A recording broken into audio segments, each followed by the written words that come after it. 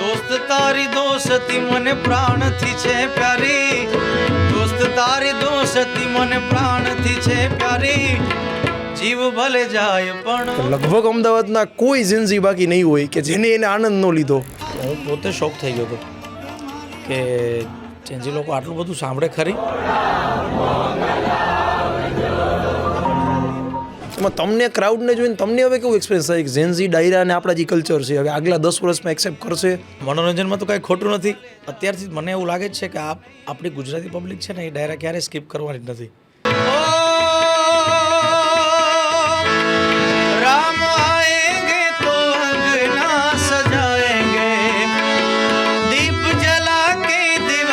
ડાયરા છે ને એક સંસ્કારનું કેન્દ્ર હતું. આજે ક્યાંક ને ક્યાંક ડાયરા છે ને એ માત્ર મનોરંજન પૂરતા સીમિત થઈ ગયા છે. ખાલી મનોરંજન ને આત્મરંજનનું પણ કેન્દ્ર છે આ ડાયરા. કોને ના ગમે? હું અત્યારે બેઠા બેઠા કહું કે સૈયર મોરી રે ચાંદાને પછવાડે એ હુરજ કે દી ઉગશે રે લોલ.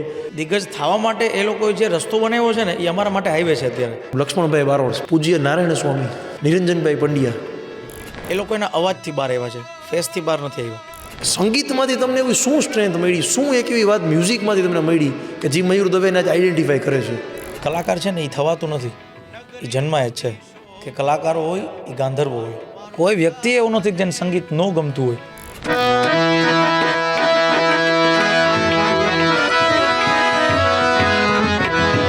સંગીત તમને દેખાતું નથી પણ તમને ટચ કરે છે. 25 વર્ષનું કેરિયર 25 સેકન્ડમાં ઝીરો થાય. કે લોકો 10 દિવસમાં એની ચોઈસ બદલી નાખે અને ઓવરનાઇટ સફળ થવામાં ઓવર ડે તમે પાછા નીચે આવી જાવ.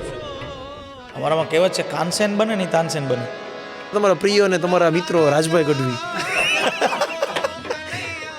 કીર્તિભાઈની મેઇન વસ્તુ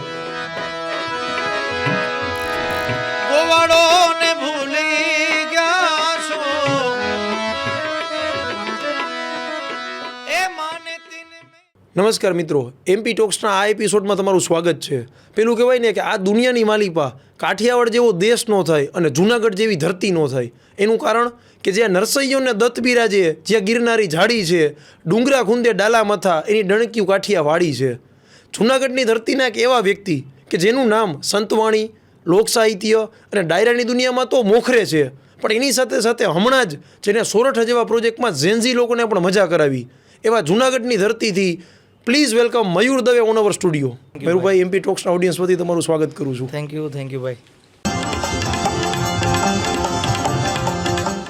મયુરભાઈ, અમે સરસ એક ગેમ પ્લાન કર્યો છે તમારા માટે, સરપ્રાઈઝ જ છે. હું અહીંથી ખાલી તમને એક શબ્દ આપીશ, તમે એના ઉપરનું કોઈ અંતરું કે મુખડું ગમે ગાવાનું, એમાં એ શબ્દ આવી જવો જોઈએ ગમે ત્યાં. કહેવાય ને કે આજના સમયનો સૌથી પવિત્ર સંબંધ હોય તો એ ભાઈ બહેનનો છે. બહેન શબ્દ આવવો જોઈએ એવું કોઈ પણ એક ભજન ગાઓ.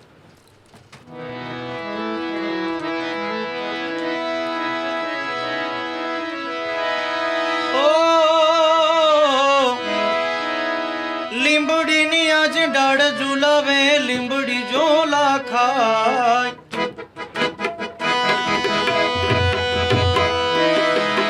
લીંબડીની આજ ડાળ ઝુલાવે, લીંબડી ઝોલા ખાય. હિચકો નાનો બેનડી તારો આમ ઝૂલણિયા ખાય. કોયલ ને મોરલા બોલે, બેનીનો હિચકો ડોલે. કોયલ ને મોરલા બોલે, બેનીનો હિચકો ડોલે. હલાવે લીંબડી, કોણ ઝુલાવે પીપળી. કોણ હલાવે લીંબડી, કોણ ઝુલાવે પીપળી. ભાઈની બેની લાડકી, ભૈલો ઝુલાવે ડાળખી.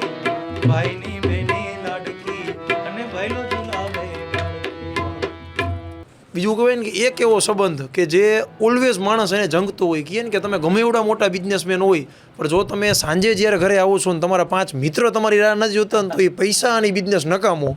મિત્રતા શબ્દ આવે કોઈ પણ ભજન, એવું એક કોઈ ભજન. મિત્રતામાં તો કેટલા બધા ગીતો છે. આમ હિન્દી ગાઓ કે ગુજરાતી ચાલશે? કોઈ પણ ચાલશે, તમારું ફેવરિટ અને તમને ગમતું કોઈ પણ લેંગ્વેજ ગમે એ. અને દોસ્તી શબ્દ આવે તો એ બે વસ્તુ સિમિલર જ કહેવાય.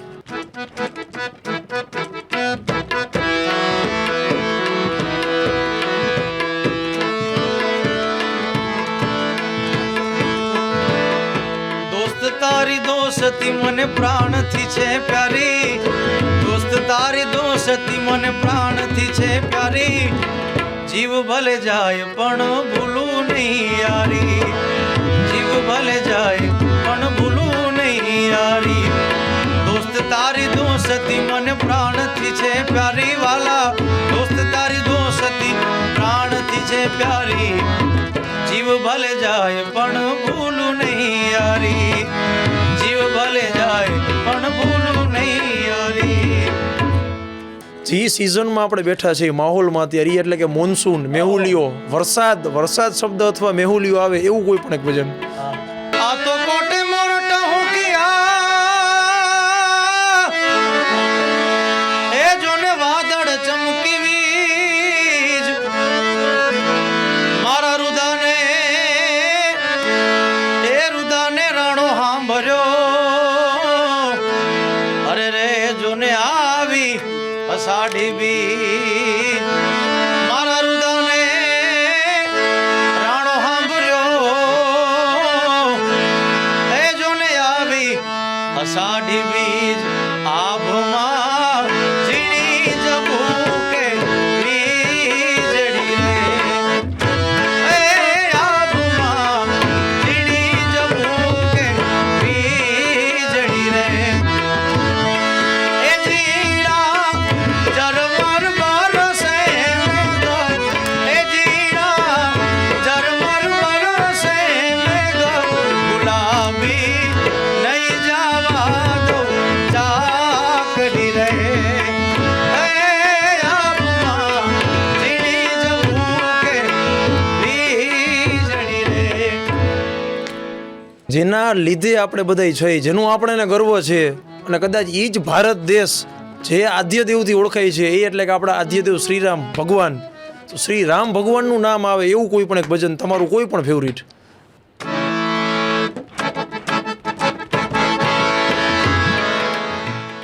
બહુ સરસ તમે આલ્બમ લોન્ચ કર્યો, તો ત્યાંથી જ વાતની શરૂઆત કરી કે લગભગ અમદાવાદના કોઈ જેન્ઝી બાકી નહીં હોય કે જેને એને આનંદ ન લીધો. જે સોરઠ શિવમભાઈ બારોટને તમારો જે પ્રોજેક્ટ છે, મ્યુઝિક પ્રોજેક્ટ, એના વિશે થોડી વાત કરો કે એ પ્રોજેક્ટ શું છે અને એમાં કઈ રીતે શિવમભાઈ મહેનત કરે છે. આમ તો પહેલી વાત તો માતંગભાઈ તમારો ખૂબ ખૂબ આભાર કે આજે તમારા MP ટોક્સમાં મારે આવવાનું થયું. આમ તો ઘણા ટાઈમથી મારે આવું હતું અને આપણે બંનેની વાત હતી, પણ આજે ફાઇનલી યોગ બની ગયો છે એટલે આપણે બંને ભાઈઓ બેઠા છીએ. તો હોરઠ પ્રોજેક્ટમાં એવું છે માતંગભાઈ કે ખરેખર એવું છે કે એ પ્રોજેક્ટમાં હું ખાલી એઝ એ ગેસ્ટ તરીકે એમાં સિંગર હતો. 99% લોકો તમારી જેમ બધા એમ જ સમજે છે કે સોરઠ પ્રોજેક્ટ હું અને શિવમભાઈ બંને લોન્ચ કરતા હતા, પણ એમની લોન્ચિંગ ઇવેન્ટ હતી, સોરઠ પ્રોજેક્ટની લોન્ચિંગ ઇવેન્ટ હતી કે જે શિવમભાઈ સિક્વન્સમાં 5 કે 6 ગીતો એમાં બહાર પાડવાના છે. એટલે એનું એવી ઈચ્છા હતી, પોતે ભજન સંતવાણીને ખૂબ ગમે, એટલે એને એવું જોતું હતું કે ભાઈ મારા પ્રોજેક્ટના લોન્ચિંગમાં લોકો ડીજે પાર્ટી રાખતા હોય, ડિનર રાખતા હોય, મને એવું જોતું હતું કે મારા લોન્ચિંગ પ્રોજેક્ટમાં હું ભજન રાખું. એટલે એમણે મારો પ્રોગ્રામ રાખ્યો સ્પેશિયલ. અને તમે જે વાત કરી જેન્ઝી લોકોની, તો હું પોતે શોક થઈ ગયો હતો કે જેન્ઝી લોકો આટલું બધું સાંભળે ખરી, કારણ કે એ લોકોને આજથી 20-25 વર્ષ પહેલાં દાયકાના કોઈ કલાકારોને લોકો લગભગ ઓળખતા જ નથી. માત્ર ને માત્ર એ લોકો શું સાંભળ્યું હોય, ઇન્સ્ટાગ્રામમાં ઓડિયો કે મુझे मेरी मस्ती कहाँ लेके आई, તો એને એ વર્ડ એટેચ થઈ ગયા એની સાથે, પણ એને ખબર નથી કે ઓરિજિનલ કોણે ગાયું છે. હકીકતમાં એ પરમ પૂજ્ય નારાયણ સ્વામી બાપુએ ગાયેલું છે અને એનો જ ઓડિયો એ લોકો યુઝ કરે. પછી મારે સામે કિનારે જાઓ આદિત્યભાઈ મૂકે, તો આ લોકો બધા વર્ડ અરે બહુ અટેચ થાય છે જેન્ઝી. એટલે જેન્ઝીની એક મજા છે કે એવું નથી કે જેન્ઝી કાંઈ નથી એક્સેપ્ટ કરતા, પણ તમે એને એક પ્રોપર થાળીમાં પીરસીને આપો તો જેન્ઝી બધું જ એક્સેપ્ટ કરે છે. હા, એ સરપ્રાઇઝિંગ છે, કારણ કે મેં મેજોરિટી વિડીયો ભાઈ જોયા ને તો ફૂલ ઓફ ક્રાઉડ જેન્ઝી. આ પેલી વાત થઈ છે ને કે ક્લબિંગ વર્સિસ ભજન જામિંગ, તેમાં તમને ક્રાઉડને જોઈને તમને હવે કેવું એક્સપિરિયન્સ થાય કે જેન્ઝી ડાયરા અને આપણા જે કલ્ચર છે હવે આગલા 10 વર્ષમાં એક્સેપ્ટ કરશે, એ લોકો કેવું એન્જોય કરે છે? હું તો અત્યારથી મને એવું લાગે છે કે આપણી ગુજરાતી પબ્લિક છે ને એ ડાયરા ક્યારેય સ્કીપ કરવાની જ નથી.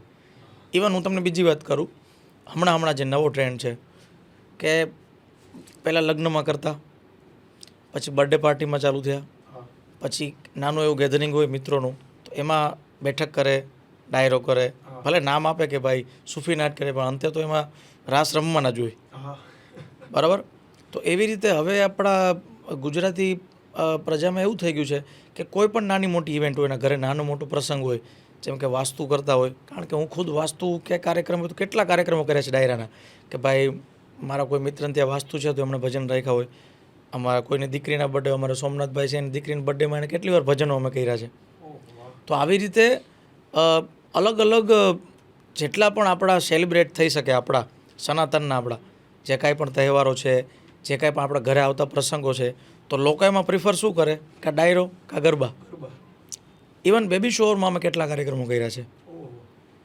રીઝન એ છે કે હવે લોકોને જેન્ઝી લોકો છે પ્લસ એજવાળા છે, એનાથી આગળની એજવાળા છે અને અત્યારના છે હાલના, તો બધા લોકોને કનેક્ટ થવા માટે એક જ વસ્તુ છે.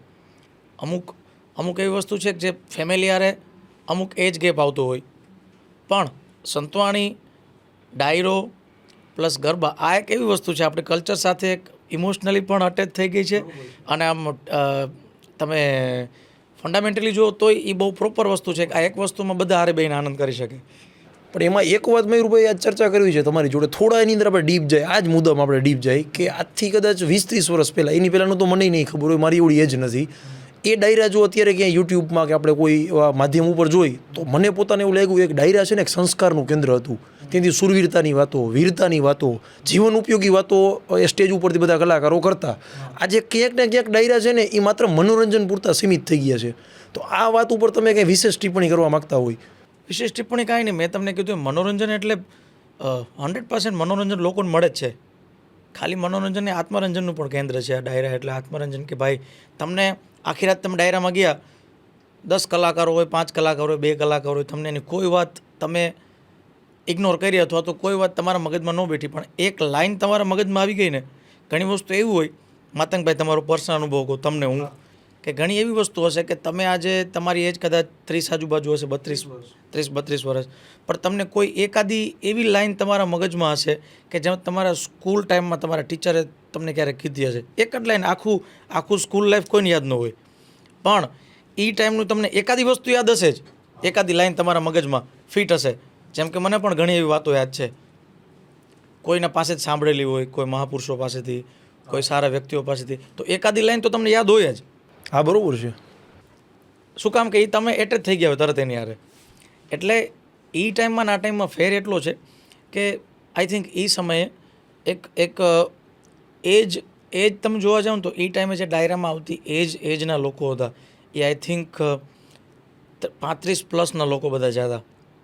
એ ટાઈમે બહુ નાની ઉંમરના લોકો કદાચ જતા હશે, પણ મને એવું લાગે છે પર્સનલી કે બહુ નાની ઉંમરના લોકો ઓછા જાય. હવે તમે વિચાર કરો કે જેવું ઓડિયન્સ હોય, જેવો તમે બિઝનેસ કરો છો, જેવો તમારી પાસે ક્લાયન્ટ આવે, તમારે એની સાથે એ રીતે ડીલ કરવું પડે.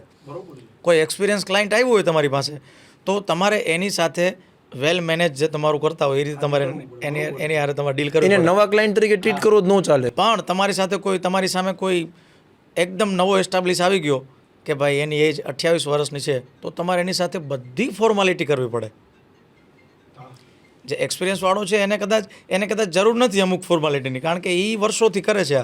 પણ જ્યારે નવો કોઈ આવે તમારી સામે કે ભાઈ આની એજ મારી એજ જેટલો છે, તો આ અત્યારની એજનો અત્યારના વિચારનો છે, તો મારે આની સાથે એવી રીતે ડીલ કરવું પડશે કે જેને હું આની સાથે લાંબુ મારો સંબંધ રહી શકે. તો અત્યારમાં એવું છે કે લોકો આમ કહે ને કે થાળીમાં મસાલા વધારે હોય તો મજા આવે. છોકરાઓ મારી ઉંમરના યંગ ઉંમરના છોકરા હોય તો એને થોડુંક હિન્દી ગીતો, સૂફી, પછી આમ થોડાક ડાયલોગ્સ, આવું બધું એને કદાચ ગમતું હશે. એટલે અમારા કલાકારો કદાચ એવી રીતે એ થ્રુ પણ સંસ્કૃતિના વાહક બને છે. હા, બરોબર છે.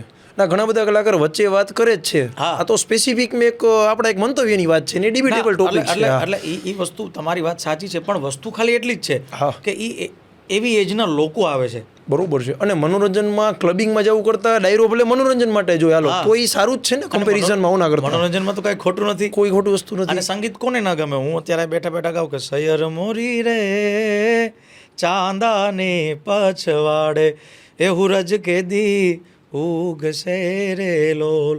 તો તમને આમાં સૈયર મોરી, ચાંદાની પછવાડે, સૂરજને કદાચ તમે વર્ડ ઉપર ધ્યાન દો કે ન દો, પણ મેં ગાયું તમને મજા આવી ને, દેટ્સ ઇટ. આજ મનોરંજન છે, બરોબર છે, 100%. કે દરેક ફિલ્ડમાં છે ને અત્યારે 2026ની જ્યારે વાત કરું સ્પેસિફિક, આ એઆઈનો જમાનો છે, અપડેટ રહેવું બહુ જરૂરી છે.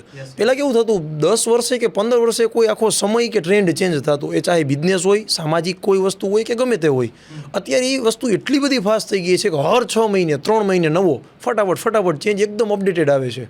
તો એક કલાકાર તરીકે જ્યારે મ્યુઝિક ઇન્ડસ્ટ્રીઝ તો એમાં બહુ અવ્વલ છે કે એમાં અપડેટ રહેવું જ પડે. જો તમે અપડેટ નથી રહ્યા લેટેસ્ટ સાથે તો ક્યાંક ને ક્યાંક તમે રેસમાં પાછળ આવતા હોય એવું લાગે. તો આજે કોઈ પણ નવું સોંગ તમે મલ્ટિપલ ડાયરા કરો છો, લાઈવ કોન્સર્ટ કરો છો, તો જ્યારે કોઈ વ્યક્તિ ફરમાઈશ લઈને આવે તો ઓલવેઝ જ છે કે લેટેસ્ટ જે સોંગ રિલીઝ થયું હોય અથવા કોઈ લેટેસ્ટ વસ્તુ આવી હોય એ જ કહેવાનું છે. આવડે એક્સપિરિયન્સ પછી મયુરભાઈ તમને કોઈ નવું સોંગ પ્રિપેર કરતાં કેટલો ટાઈમ લાગે પ્રિપેરેશનમાં? આઈ થિંક પ્રિપેર કરવામાં વાંધો ના આવે, પણ એ કારણ કે ગાવાનો વિષય છે એટલે ખાલી અમારે તો એને ગાવાની વસ્તુ જ જોવાની છે, કેટલી વારમાં અમે એને તૈયાર કરી શબ્દો જોવાના છે.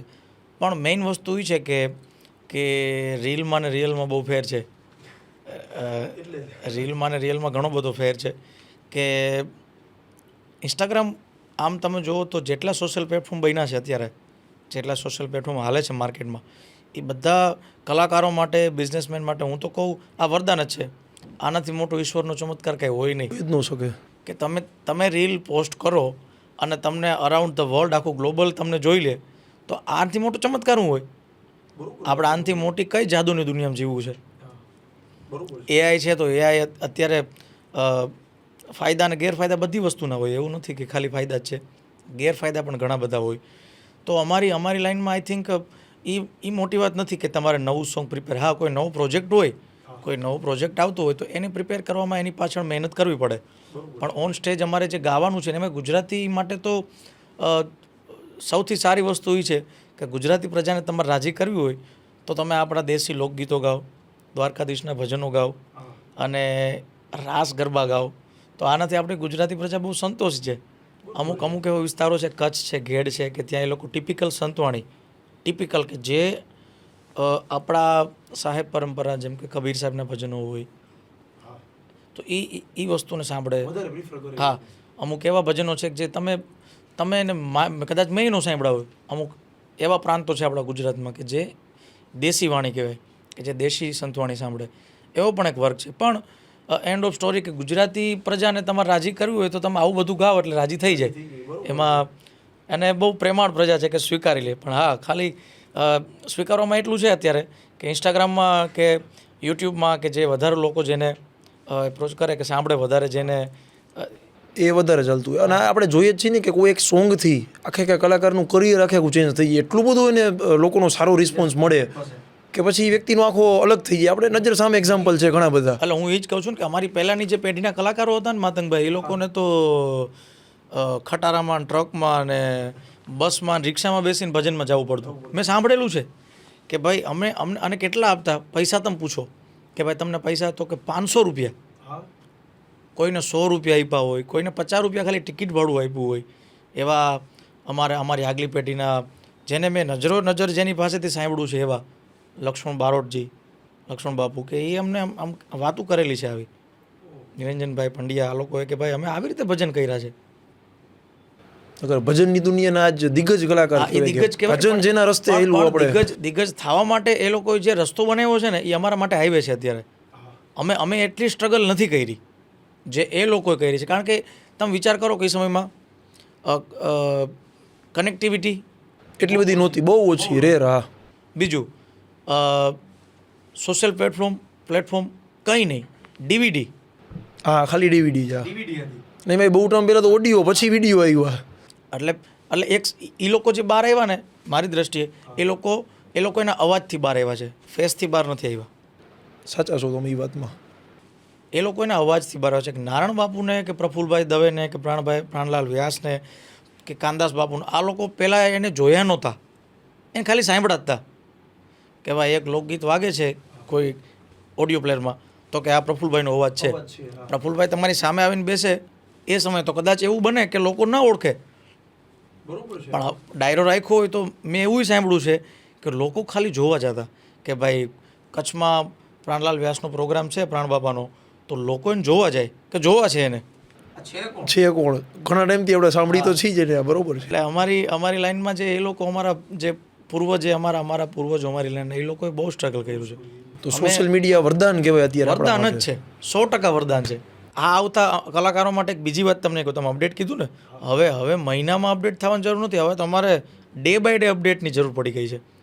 એનું રીઝન એ છે મોટામાં મોટું કે આજે માતંગભાઈ ઇન્ટરવ્યૂ લે છે, કાલ તમારી બાજુની ઓફિસમાં કોઈ બીજું ઇન્ટરવ્યૂ લેતા હશે તમારી જ જેમ સેમ, કે ભાઈ માતંગભાઈ કરે છે, જોઈ લીધું માતંગભાઈનું.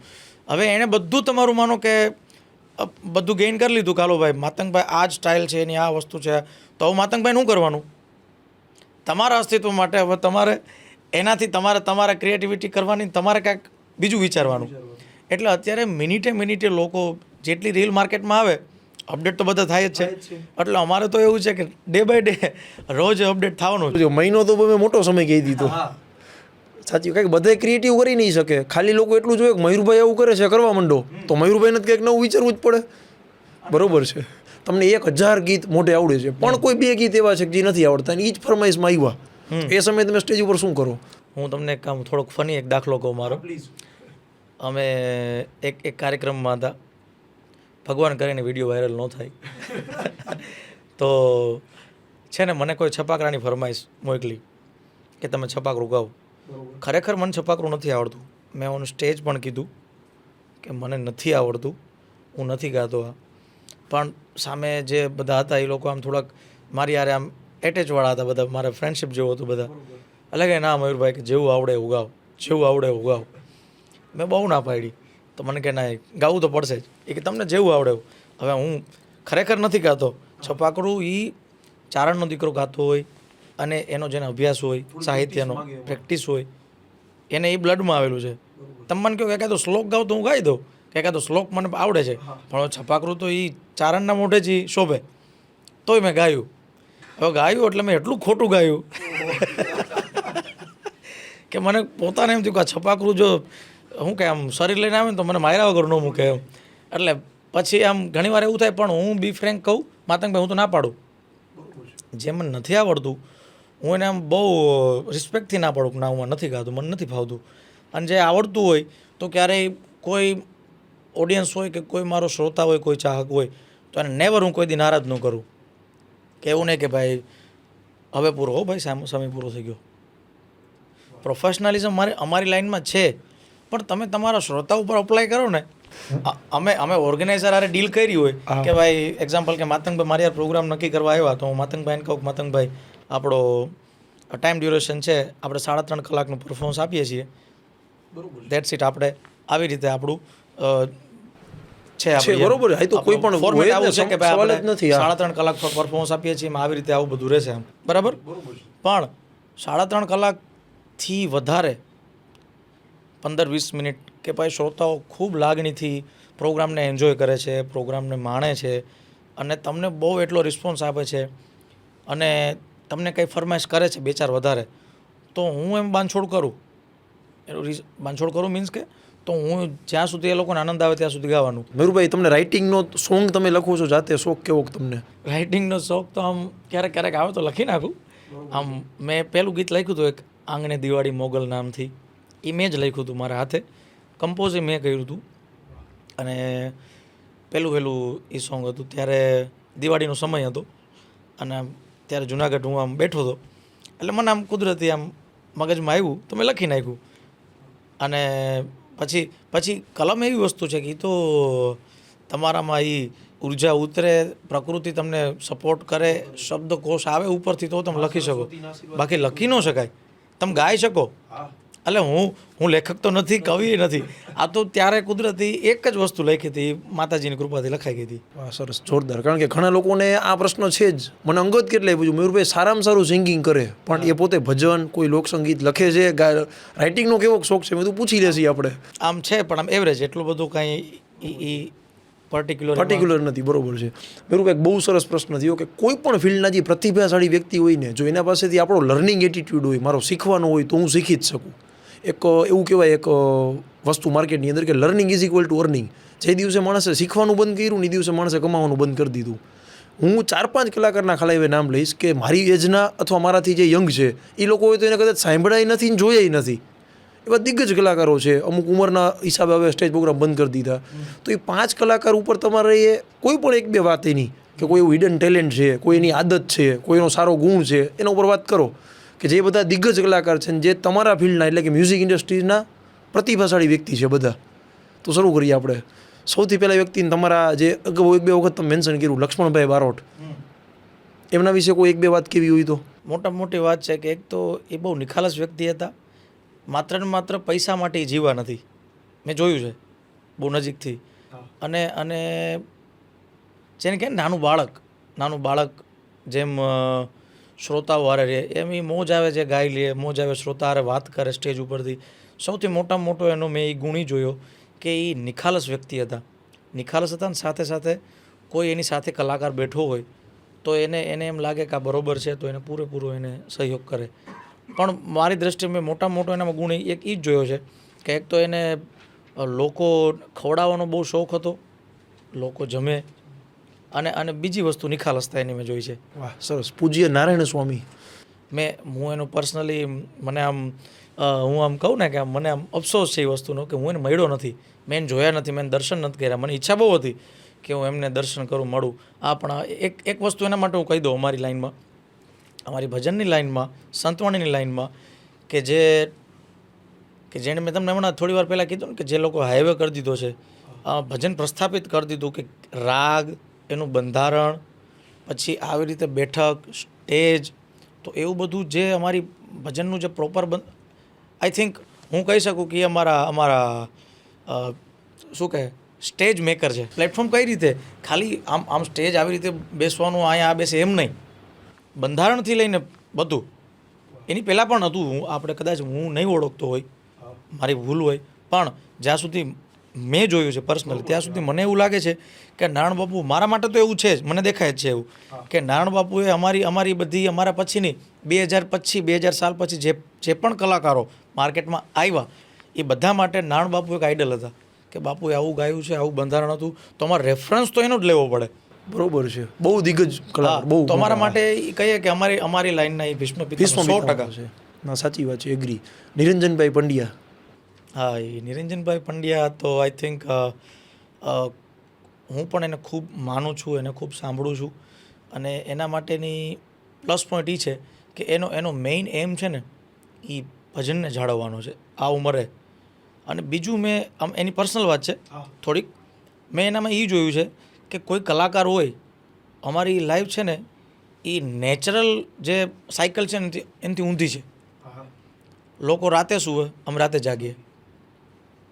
સવારે અમારે જમવાનું તો કે ગાંઠિયા, કારણ કે અત્યારે જ આપણે જઈ ગયા હોય. બરોબર છે. પોરમાં ગાંઠિયા, એટલે અમારો ખોરાક કોમ્પ્રોમાઇઝ થયેલો હોય 100%. જ્યાં એના ઉપર તો આખી 5-7 મિનિટ તમારી યાર વાત કરવી છે. જ્યાં હોય ત્યાં અમે મોજ આવે તો હારા રેકડીમાં ગાંઠિયા બનાવે, ચાલો ખાઈ લ્યો ગાંઠિયા જલેબી.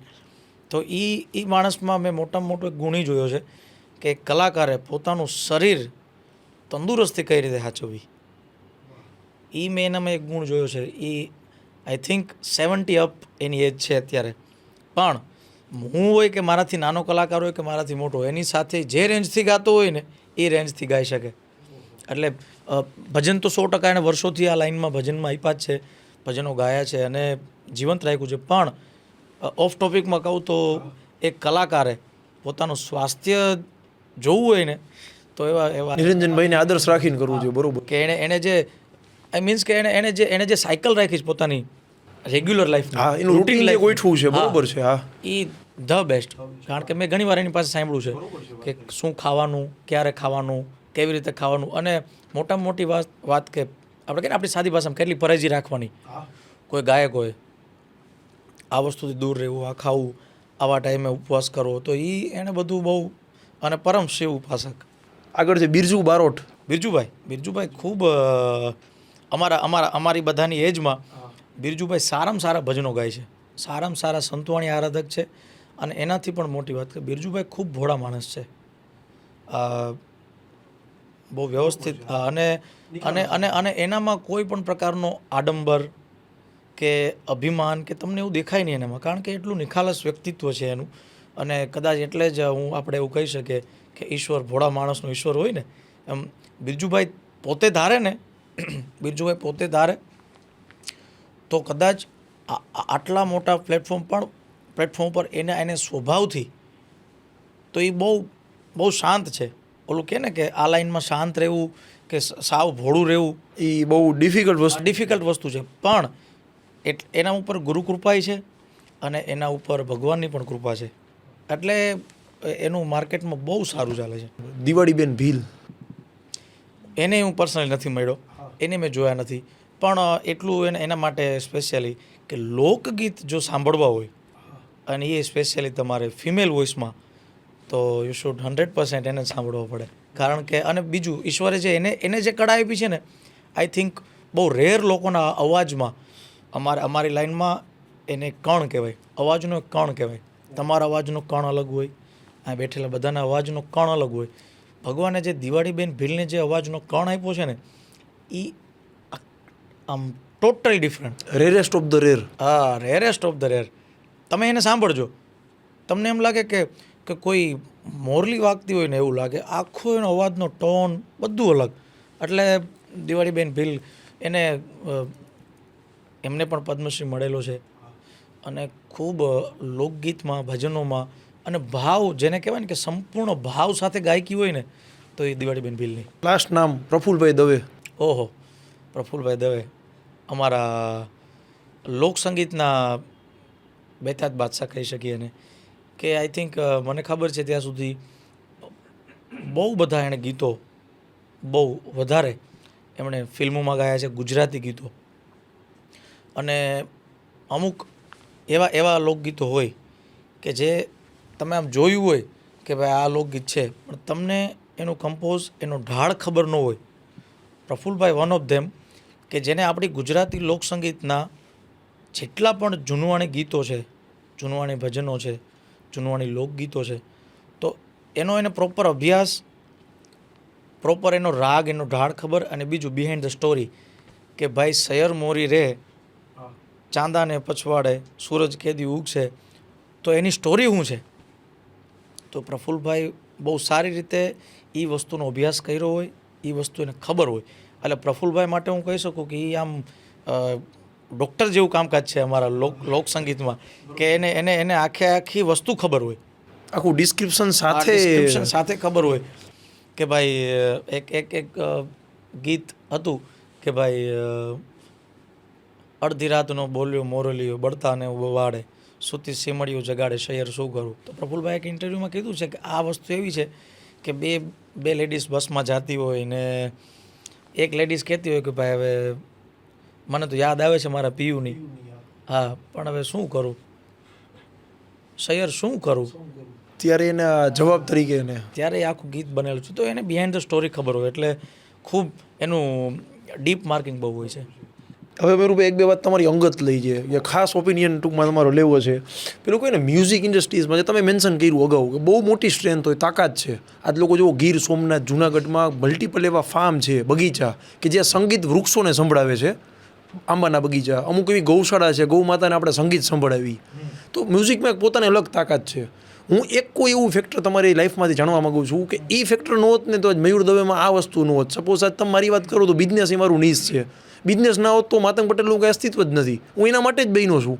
એમ સંગીતમાંથી તમને એવી શું સ્ટ્રેન્થ મળી, શું એક એવી વાત મ્યુઝિકમાંથી તમને મળી કે જે મયુર દવેને જ આઈડેન્ટિફાય કરે છે? આમ તો કદાચ તમને ખ્યાલ જ છે, મને વારસામાં મળેલું છે. સંગીતમાં એવી વસ્તુ છે કે મેં આની પહેલાંય ક્યાંય કીધેલું છે, કલાકાર છે ને એ થવાતું નથી, એ જન્માય જ છે. કલાકાર કે પછી સંગીત સાથે જોડાયેલું કોઈ પણ વ્યક્તિ હોય. માતંગભાઈ અત્યારે ધારે કે ભાઈ મારે ગાવા શીખવું છે, તો માતંગભાઈ ક્લાસમાં જાય, ક્લાસીસમાં 8-10 વર્ષ આપે અને માતંગભાઈને આવડે. એક એ માતંગભાઈ હોય અને એક એ માતંગભાઈ હોય કે જે બાય બોર્ન જૈનમાં છે ને એને 10 વર્ષ નથી થયા ને એને ગાતા આવડી ગયું છે. બેમાં બહુ મોટો ડિફરન્સ થઈ જાય. પહેલાં માતંગભાઈમાં ને આ માતંગભાઈમાં 100% ડિફરન્ટ થઈ જાય. રીઝન એ છે કે તમને એ ઈશ્વર, તમને એ એક સ્પેશિયલ એબિલિટી સાથે ભગવાન તમને જન્મ આપે છે. અને અમારામાં એવું કહેવાય છે કે કલાકારો હોય એ ગાંધર્વો હોય. ગાંધર્વ કે ભાઈ એ શ્રાપિત ગાંધર્વ હોય, કે એને શ્રાપ મળ્યો હોય ને પૃથ્વી ઉપર જન્મ લીધો હોય એણે, એવું કહેવાય છે કે એમને શ્રાપ મળ્યો હોય ને પૃથ્વી પર. બાકી એની જગ્યા સ્વર્ગલોકમાં હોય કે દેવતાઓની સામે ગાવાનું હોય. પણ પૃથ્વીલોકમાં આવ્યો હોય તો એ શ્રાપિત ગાંધર્વો કહેવાય એમ. અમારે અહીંયા આવીને ગાવાનું જ છે. એટલે કલાકાર આઈ થિંક બાય બોર્ન થવાય છે. હવે તમારી વાતનો જવાબ આપું કે મ્યુઝિકમાં એક એવી એબિલિટી છે, કોઈ પણ માણસને મેં તમને કીધું એમ કનેક્ટ તો કરી જ લે. હા, હવે હું તમને એમ ન કહું કે મહા હેતવાળી દયાળી જ માં તું, હું આ શબ્દ બોલ્યો, મ્યુઝિકને હું તમને તાકાત કહું. હવે આની આ વસ્તુ તમે પ્લે કરો સોંગમાં, બરાબર, અને મને દુખી દેખી દુખી કોણ થાતું, તો તમને તરત જ ફીલ આવશે. હું શબ્દ બોલું એમાં તમે શબ્દ ઓળખો છો, પણ તમને એમાં ફીલ નહીં આવે. હું એમ કહું કે મને દુખી દેખી દુખી કોણ થાતું, મહા હેતવાળી દયાળી જ માં તું, હું આમ બોલી ગયો તો તમને એમાં ફીલ શબ્દમાં બીજી તાકાત છે. પણ તમને ઇમોશનલી મારે અટેચ કરવા હોય ને તો 100% મારે વાયા સંગીત જ જવું પડે. એટલે સંગીતમાં એ સ્ટ્રેન્થ છે કે તમને ઇમોશનલી એક તો અટેચ કરી લે. હું કોઈ પણ ઝોનનું ગીત ગાઉં તો તમને મજા આવે, તમને એમ થાય કે વાહ મજા આવી. ઇટ મીન્સ કે આપણી અંદર કોઈ એવું તત્વ છે કે જે સંગીતને એક્સેપ્ટ કરે છે. અને બીજું, કોઈ વ્યક્તિ એવું નથી કે એને સંગીત ન ગમતું હોય. હું પ્રૂફ કરી દઉં, કોઈ વ્યક્તિ એવું નથી કે જેને સંગીત ન ગમતું હોય, નો જ બને. એનું તમને રીઝન કહું કે હમણાં હરિહરનજીનું એક ઇન્ટરવ્યૂ હતું, હું સાંભળતો હતો, તો એ એવું કહેતા હતા કે ભાઈ કલાકાર હોય ને એને કાન ખાલી સૂતી વખતે જ બંધ થવા જોઈએ. પછી હું ગાડીમાં જતો હોય, બહાર ફરતો હોય, ક્યાંય મ્યુઝિક વાગતું હોય, બહાર આપણે માનો કે નીચે ચા પીતા હોય અને કોઈનું મ્યુઝિક વાગતું હોય, તો એક સાચો કલાકાર એને કહેવાય કે એના કાન ત્યાં પહોંચી જવા જોઈએ કે આ શું વાગે છે. અત્યારે પંખાનો અવાજ આવે છે તો એ પંખાના અવાજમાં પણ અમારે જે સંગીતની ભાષામાં સરગમ છે, સા રે ગ મ પ ધ ની સા, તો પંખો પણ કોઈ એક પર્ટિક્યુલર સ્વરમાં બોલે છે. તમે અત્યારે સ્વર મીટર સ્કેલ આવે છે, એ જો તો પર્ટિક્યુલર એક સ્કેલમાં એ બોલતો હોય. એ 100% સંગીતની બહાર કાંઈ છે જ નહીં. એક ઉર્જા છે, નાદ ઉર્જા છે, તમને દેખાતી નથી. સંગીત તમને દેખાતું નથી પણ તમને ટચ કરે છે, એક્ઝિસ્ટ કરે છે. ઇટ મીન્સ કે એ એક એનર્જી છે જે તમને અને મને કનેક્ટ કરે છે. તો મને એ એનર્જી કુદરતે અગાઉ મારામાં એ મોકલી છે. મારામાં means કે કોઈ પણ ગાવાવાળા વ્યક્તિ હોય તો એને ભગવાન એ વસ્તુ એબિલિટી આપે. અને બીજું કે સંગીત સાંભળવું એ પણ ખૂબ સારી વસ્તુ છે. એટલે હું તો પર્સનલી એવું માનું છું કે આ ભાગદોડના જમાનામાં અમે તો સાંભળતા જ હોઈએ, અમે કલાકાર છીએ એટલે અમારે તો ઓબ્વિયસલી અમારે તો રૂટીનમાં હોય.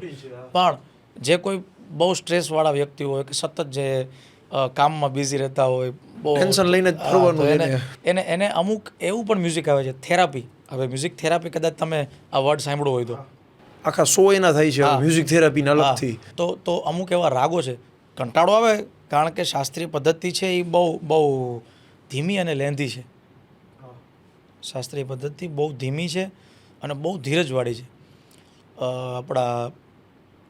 આપણા પૂર્વજો તમે જુઓ, તમારા દાદા હોય, તમારા દાદા તો હું કે મારા દાદા હોય તો હું તમારા દાદાને મળ્યો નથી, પણ એટલું એના એજ ઉપરથી, એજ ડિફરન્ટ ઉપરથી આપણે એટલી ખબર પડે, તમને ખબર હોય કે એનામાં બે વસ્તુ બહુ હોય છે. એક ધીરજ હોય, એક એનામાં ધીરજ આવી ગઈ હોય, અને એક એને સંતોષ હોય. આ બે વસ્તુ તમારે માર્ક કરી લેવાની. કોઈ પણ એજેડ વ્યક્તિમાં બે ગુણ કોમન હોય, ઓછા વધતા હોય કે ભાઈ સંતોષ થોડોક ઓછો છે, ધીરજ થોડીક ઓછી પણ હોય, જે આપણામાં બહુ ઓછી છે. બરોબર છે, હકીકત છે. કારણ કે આપણે એક એવા જમાનામાં જીવીએ છીએ કે આપણે કોમ્પિટિશન સિવાય કે દેખાતું જ નથી. આજથી 25, 30, 35 વર્ષ પહેલાંની એ પેઢી હતી કે એને એ જ દેખાતું હતું. શું કે ભાઈ વાડીએ ગયા, ખેતરે એને કામ કર્યું, એને જે કંઈ પણ વાવવાનું હતું વાવ્યું. હવે કુદરતના ભરોસે દઈ દેશે એના ટાઈમે.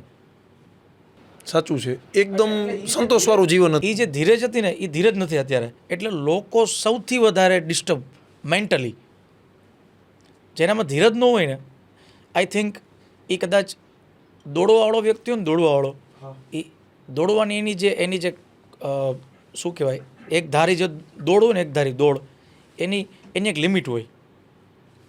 પણ જે ચાલવાવાળો વ્યક્તિ હોય ને, ચાલવાવાળો, એ બહુ લાંબુ હાલે. સાચા છો. દોડવાવાળો તો 2 કિલોમીટરમાં થાકી જાય. તમે 5 કિલોમીટર આરામથી હાલ્યા જાઓ. સ્ટેડી બટ કન્સિસ્ટન્સી છે ને એ મેઇન વસ્તુ છે. એટલે એ લોકો હતા ને જે આપણી આગળની પેઢીવાળા, એ લોકોમાં એ બહુ સારું હતું કે એ લોકોનું બધું રૂટીન ફિક્સ હતું, સંતોષ હતું. એને કંઈ મર્સિડીઝમાં જલ્દી ફરી નહોતું લેવું, એને એનું ગાડું ભલું, એનો પરિવાર ભલો, એને એ એક બહુ મોટી વસ્તુ છે એમ. કોઈ એક એવો લિજેન્ડરી આર્ટિસ્ટ મયુરભાઈ તમારા ધ્યાનમાં હોય જેની જોડે તમે અત્યાર સુધીમાં સ્ટેજ શેર નથી કર્યું, બટ તમારું એક ડ્રીમ છે કે ભાઈ આ કલાકાર જોડે એકવાર સ્ટેજ પ્રોગ્રામ કે સ્ટેજ શેર કરવું છે, એવો કોઈ વ્યક્તિ તમારા ધ્યાનમાં હોય? કોઈ પણ ઇન્ડસ્ટ્રીઝનું, એવું નથી કે આપણા લોક સાહિત્ય એક ભજનનું, કોઈ પણ મ્યુઝિક તો બહુ મોટું ઇન્ડસ્ટ્રીઝ છે. કેટલા બધા છે એમાં, તો કોના નામ લો એવું થાય.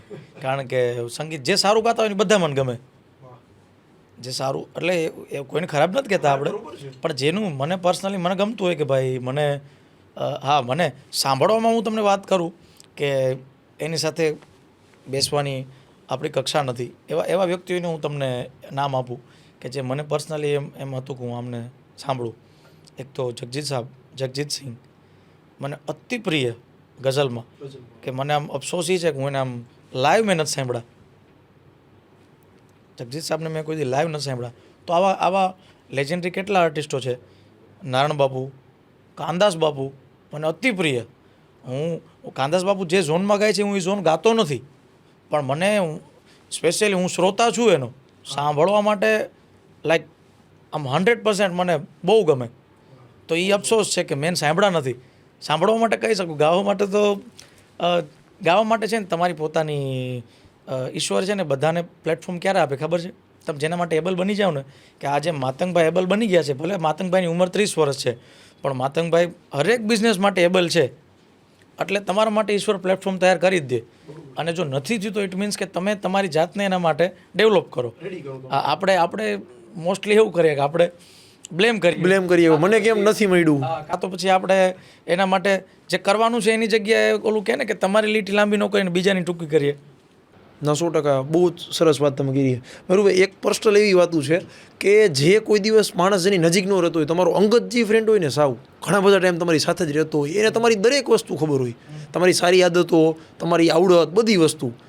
દુનિયા, હું પર્સનલી એવું માનું છું કે ઘણી બધી વસ્તુ એવી છે કે જે બુકમાં લખાણી નથી, ક્યાંય વિડીયોના સ્વરૂપમાં યુટ્યુબમાં નથી, કે ક્યાંય નથી. 4-5 એવી ફની મોમેન્ટ હોય, ઘણી બધી એવી યાદગાર મોમેન્ટ હોય જે ખાલી તમે પોતે એના નજીક છો એટલે તમને ખ્યાલ છે. હું ખાલી 4 જ કલાકારના એવા નામ લઈશ જે કલાકાર જોડે તમે વર્ષોથી પ્રોગ્રામ કરેલા છે, સ્ટેજ શેર કરેલું છે, લગભગ 100 કરતાં વધારે પ્રોગ્રામ કરેલું છે, લોકોના એ બહુ ચાહક કલાકારો છે, લોકો એને માને છે. એની કોઈ તમારે એક કે બે એવી ફની મોમેન્ટ, અંગત વાત કરવાની છે જે લોકોને ખબર જ નથી. આ કોઈ એવું ટેલેન્ટ હોઈ શકે જે દુનિયાને ખબર નથી પણ એનામાં છે, જે તમને ખબર છે કારણ કે તમે એના મિત્ર છો. તો આપણે શરૂ કરીએ. 4 જ તમારા સાવ અંગત કલાકાર છે, એની આપણે વાત કરીએ. સૌથી પહેલાં તમારા પ્રિય અને તમારા મિત્રો રાજભાઈ ગઢવી. એની કોઈ એક એવી વાત કયો જે કોઈને ખબર જ નથી. આમ તો કેમેરામાં બોલ્યો છે પણ મને ખબર છે કે એને એ હુઈ જાય ને પછી એને ઉઠાડવો બહુ મુશ્કેલ છે. અને એને સૂવાની એવી આદત ભયંકર કે પ્રોગ્રામની જગ્યાએ પહોંચી ગયો ને સ્ટેજ પાછળ ગાડી પહોંચી ગયો ને સૂતો હોય એવું કેટલી વાર. પછી હું એને ઉઠાડો, રાજ ઊભો થાય. પછી બીજી વસ્તુ, અંબે હારે ગાતા હોય ને, પછી ક્યારેક ભજન ગાતા હોય કે ગરબા ગાતા હોય કે ડાયરામાં હોય, પછી એણે કાંઈ ગાયું, સ્ટાર્ટ કર્યું, એને મેઇન લાઈન યાદ છે, પાછળની લાઈન યાદ નથી, એટલે એમ ગાઈ નાખે એણે ગાયું, પછી મારી સામું જોઉં એટલે હું એને સામું જોઉં, એટલે એમ કે તમે ઉપાડો, હું ભૂલી ગયો છું. અથવા તો મારે એવું થયું હોય કે ભાઈ હાલો અમુક પીચની વસ્તુ છે તે હું નથી ગાતો એ અમુક રેન્જથી, કે ભાઈ હું નથી ગાવાનો, તો હું આગળની લાઈન ઉપાડ લઉં, પણ પાછળની આમ જો ઉપાડ લેવું હતું. એટલે આવું બધું એ તમારું અંગત બોન્ડિંગ અને મિત્રતાની વાત છે. અને બીજું કે એને આમ જનરલી શુગર ખાવાનું બહુ આમ અવોઇડ કરવાનું હોય, પણ એ સતત છાનમુનો ચોકલેટો ખાધા કરે. બીજા કલાકાર છે ગોપાલભાઈ સાધુ. ગોપાલભાઈ ખૂબ સરળ, આમ બહુ સરળ માણસ છે, બહુ મસ્ત વ્યક્તિત્વ છે. અને ગોપાલભાઈની આમ ફની મુમેન્ટ તો અમે લોકો આમ સ્ટેજ ઉપર ઘણીવાર એવું થતું હોય કે આપણે આમ અમારી પર્સનલ વાત કે ભાઈ કોઈ સામે એવા શ્રોતા હોય કે જે એની મોજમાં હોય, એના મૂડમાં હોય, અને પછી મેં ને ગોપાલભાઈ કે બે જ જોયા હોય કે વોટ એવર, તો પછી મને આમ બતાવે કે આમ જો, એટલે હું જો, પછી અમે ખૂબ દાંત કાઢ્યા હોય. એવા બધા ઘણા બધા ફની મુમેન્ટો છે. બરોબર છે. બીજું છે કિંજલબેન દવે. અમારા ફેમિલી રિલેશન જેવું છે. ઘણીવાર અમે એમના ઘરે ગયા હોય. કિંજલબેન ગુજરાતના ખૂબ, એ પણ ખૂબ મસ્તી ને ખૂબ મજાકવાળા વ્યક્તિ છે અને ખૂબ જ એમનું પણ વ્યક્તિત્વ એકદમ આમ જેને કહે ને કે અમુક લોકો એવા હોય કે તમારે વાત કર્યું તમે અચકાવ નહીં, એમ કિંજલબેનનું વ્યક્તિત્વ એવું છે કે તમે આમ મસ્તી કોઈ પણ વાત રજૂ કરી શકો એની પાસે. હા, ખૂબ એકદમ નેચરલ માણસ છે. બરોબર છે. જેવું કહેવાય ને ડાયરા, અને હવે એક ડાયલોગની અલગ દુનિયા અત્યારે જેન્ઝીની હાલે છે. દેવાયતભાઈ ખવડ. ખવડ સાહેબ અમારા ખૂબ આપણા મિત્ર છે અને ખૂબ એની સાથે પણ આપણે સારું બને છે. તો દેવાયતભાઈ ઓલવેઝ મજાકના મૂડમાં જોઈએ, એ પણ ખૂબ મજાક મસ્તી કરે અને દેવાયતભાઈ એની સાથે પણ મજા આવે. બરોબર છે. અંતિમ અને બધાના લોકપ્રિય ટૂંકમાં ગુજરાતમાં જે ઘરેણું કહેવાય કીર્તિભાઈ. ઓહો, કીર્તિભાઈ તો ખરેખર અત્યારના અમારા બધાના લેજન્ડ કહી શકે, કારણ કે એણે કલાકારોને ખૂબ શીખવાડ્યું છે. કીર્તિભાઈની મેઇન વસ્તુ કે નેવર તમને એની પાસેથી સલાહ ખોટી ન મળે, કારણ કે જેવું એ સાચું જ કહે. સત્ય કે અને બહુ ચોકસાઈથી કહે ને બહુ બારીકાઈથી એની સાથે જો સંબંધ હોય માતંગભાઈને, તો એ 6-8 મહિના પછી માતંગભાઈની પર્સનાલિટીને વાંચ્યા પછી 6-8 મહિના પછી તમને બહુ બારીક વાત તમારે વશી કહે, બહુ નાની વાત, અને તમને સલાહ આપે ને તમને ચેન્જ કરવા માટેનો એ પોઈન્ટ આપે કે તમે આમ ચેન્જ કરો. એનામાં એ એક એટલે કીર્તિભાઈ ઓફ સ્ટેજ કહો તો એ તો અતિ મજાકિયા છે. એની સાથે પણ ખૂબ રમત કરે. પણ શું છે કે અમારો એનો એજ ગેપ પણ છે, પ્લસ અમારા વડીલ છે, તો આમાં બાકી અમને એ રાખે આમ બહુ મિત્રની જેમ, નાના ભાઈની જેમ, અને ખૂબ એની સાથે પણ મજાક મસ્તીનો તો ખૂબ જ વ્યવહાર છે.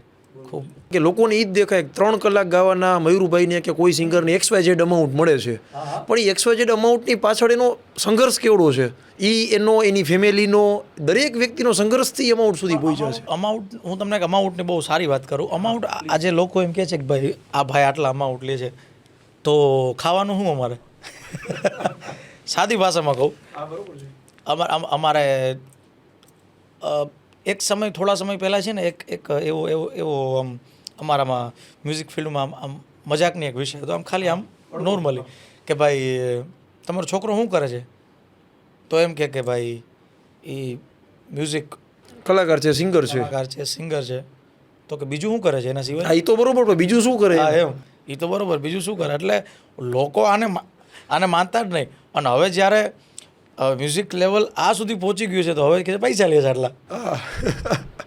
એટલે સમાજના 2 દરવાજા છે, સમાજને અરીસા છે. સમાજ અરીસો છે તમારો, તમે જેવા છો એવા સમાજ તમને તમારું એમાં પ્રતિબિંબ તમને દેખાય. અને બીજું ઓલું એક કહેવત છે ને કે સમાજના મોઢે તમે પટ્ટી બાંધવા નહીં જઈ શકો. હા, સમાજ એક વસ્તુ સમાજમાંથી શીખવા જેવી એ છે કે તમે નેગેટિવ ઇનપુટ આપશો ને તો સમાજ 100% તમને થોડાક સમય કદાચ સ્વીકારે, પણ તમને ગેટ આઉટ કરી જ દે સમાજમાંથી. એ તમને તમારો ચહેરો તો બતાવી દે.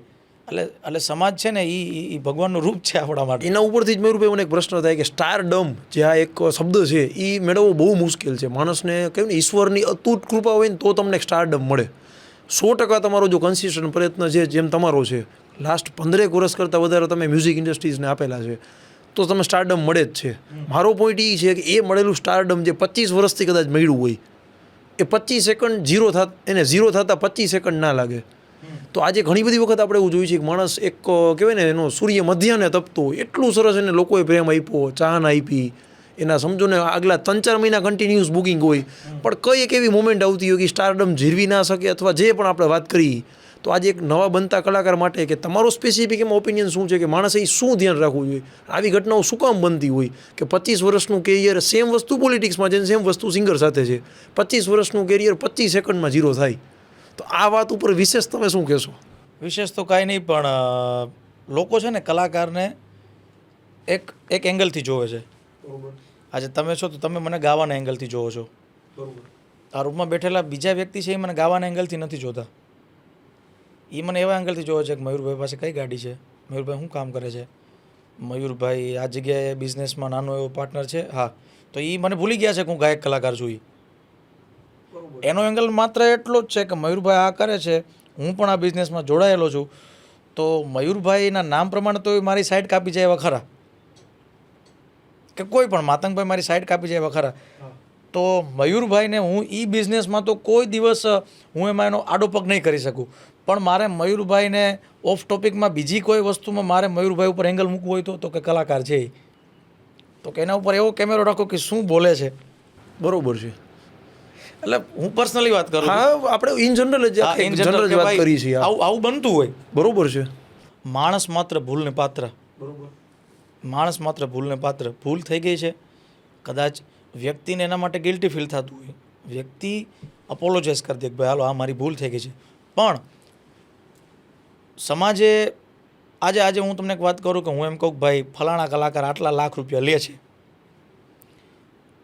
તો માતંગભાઈ એને આપે છે એટલે લે છે કે ઓલો ખીચામાંથી લઈ જાય છે? બરોબર છે. લોકો સામેથી એને કહે છે કે ભાઈ તમારી ઓકે જે એક મેં સમાઉન્ટ ફોન હોય કર્યો યાર. માતંગભાઈ યાર તમારે લગ્ન છે તો મારો દાંડિયાનો પ્રોગ્રામ રાખી દો ને આટલા લાખ મને આપી દો. માતંગભાઈ મૂર્ખ નથી કે મને આપી દેવાના છે. લોકો આમ બહુ સ્માર્ટ છે. માણસો બહુ સ્માર્ટ છે અત્યારના, પણ એની સ્માર્ટનેસ એટલી હદે વહી ગઈ છે કે બેઝિક વસ્તુ ભૂલી ગયા છે કે એ થોડા ખીચામાંથી લઈ આવ્યા છે. હું આજે પૈસા લઉં છું તો હું તમારા ખીચામાંથી લઈ ગયો નથી, એ મારી પરમિશનથી જ આપ્યા ને મેં. હા, ખીચામાંથી નથી લઈ ગયો ને તમારા. બરોબર છે. તો લોકો એમ કહે છે કે આટલા પૈસા લે છે હાલે, પણ એ તો બીજું કે ઘણા લોકો એમ કહે છે કે હવે નાના માણસોને કાર્યક્રમ કરવો હોય તો આવું થાય તેવું થાય. એનો એક જવાબ આપો કે આ દુનિયામાં જો તમને ટેલેન્ટ તમારામાં પારખવાની શક્તિ હોય તો બહુ બધું ટેલેન્ટ છે. જે એવા પણ કલાકારો છે કે જેને બહાર આવવું છે, ઉપર આવવું છે, જેનું બજેટ બીજા કલાકારો કરતાં કદાચ બજેટ હોય. કલાકાર નાનો મોટો નથી હોતો, એના સમય પ્રમાણે એક જે કાંઈ પણ ફાઇનાન્શિયલ વહીવટ કરતો હોય એ અલગ હોય. બરોબર. ફાઇનાન્શિયલ લેણદેણ બધાની અલગ હોય. તો એ તમારો પ્રોગ્રામ એવું પણ પછી વસ્તુ શું છે, પબ્લિકને વસ્તુ શું છે કે એનું નામ છે ને એટલે વ્યક્તિને નડે છે કે એનું નામ છે ને આટલા પૈસા થોડા લઈ જાય. તમે જેમ વાત કરી એમ નકર ખરેખર એને મફતમાં આવે ને એટલે એને પગ પૂજે. ઓહો આવી ગયા, પણ પૈસા માગે ને.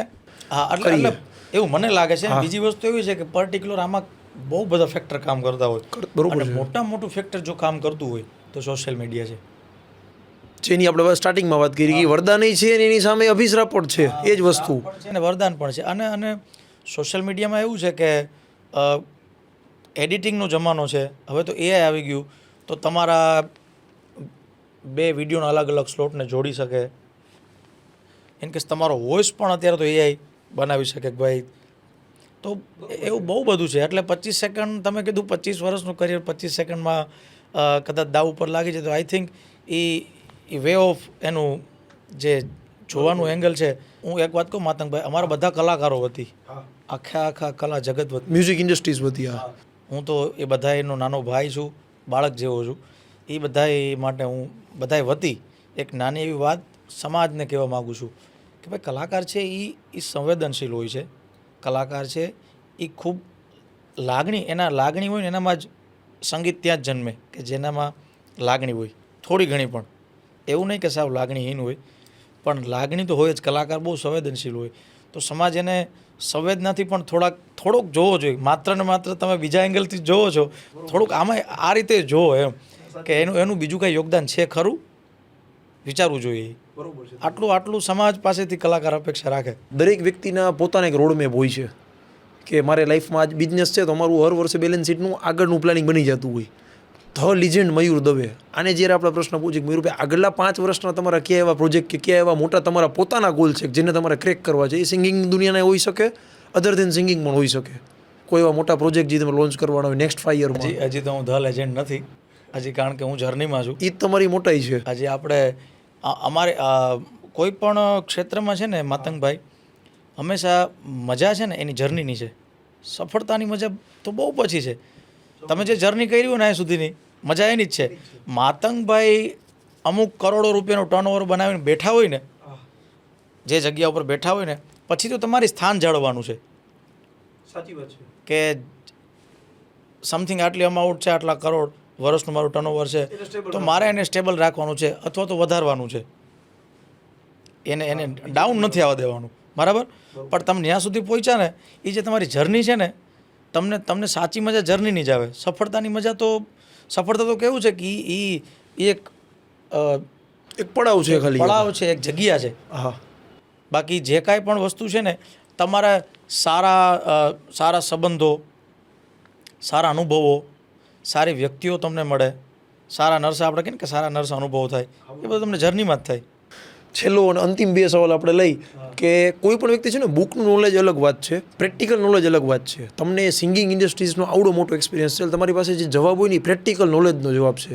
આજે કોઈ એક એડવાઇસ એવી આખા ઇન્ડિયા માટે કે ગુજરાતના દરેક વ્યક્તિ કે જેને ભવિષ્યમાં સિંગર બનવું છે એના માટે તમારે તમારા અનુભવના નિચોડમાંથી એક સલાહ આપવી હોય તો એ સલાહ શું હોઈ શકે? આઈ થિંક બધાના વિચારો અલગ હોય. મારો વિચાર એવો છે કે કલાકાર બનવું હોય તો પહેલાં તો કલા શું છે, કલાને કેમ જાળવવી, એ મેઇન વસ્તુ છે. કે ભાઈ તમારી અંદર તમને એવું લાગે છે કે મારે કલાકાર બનવું છે, તો એક કલાકારના ગુણ શું હોય,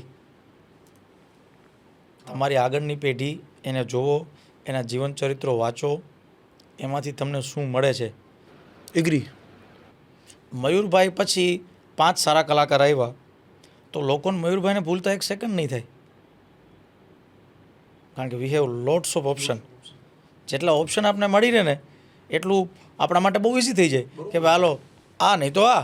એટલે કલાકારે એ પણ વિચારવાનું કે હું માત્ર ઓપ્શન જ રહી જાઉં છું, હા, કે પ્રાયોરિટી બનવું છું કોઈની. પ્રાયોરિટી રહું છું કે ભાઈ આ જ એટલે આ જ, બીજું કોઈ નહીં, આ જ જોઈએ એમ, બીજું કોઈ નહીં.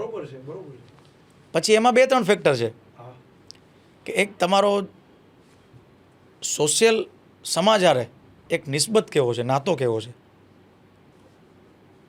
ગાયકી તમારી થઈ ગઈ, ઓકે, મયુરભાઈનો ઓપ્શન મળે છે માર્કેટમાં, હા મળે છે, પણ મયુરભાઈ જ કેમ?